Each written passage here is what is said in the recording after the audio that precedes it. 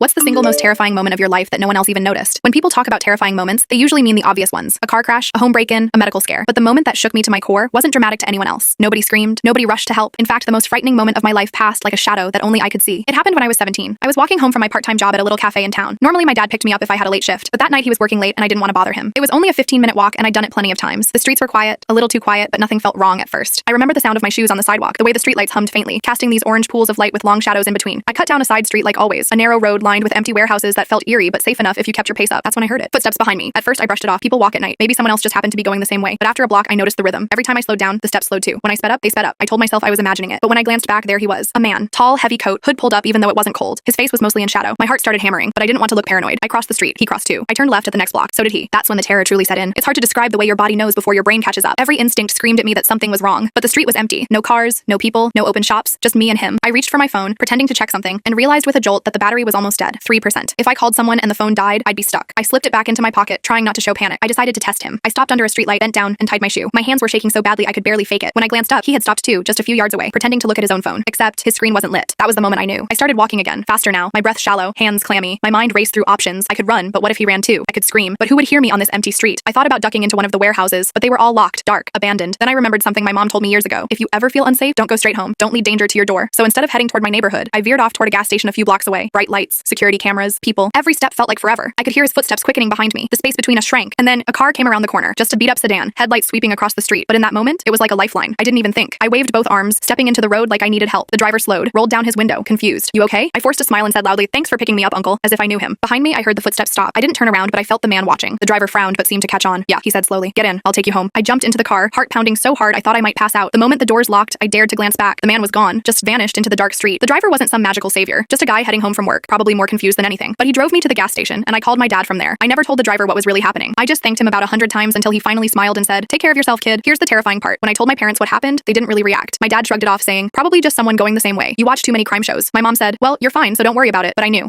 That man was following me, waiting for the moment I was alone enough, vulnerable enough. And if that car hadn't turned the corner at the exact right time, I don't like to think about what would have happened. That night was the most terrified I've ever been. And to everyone else, it was nothing. Just a walk home from work, just my imagination. But I'll never forget the sound of those footsteps mirroring mine, or the cold, certain knowledge that if I had gone straight home, I might not have made it inside. It's been years, but even now, when I walk alone at night, I catch myself glancing back, ears tuned for footsteps in the dark. Because once you felt real danger breathing down your neck, you never walk through the world the same way again.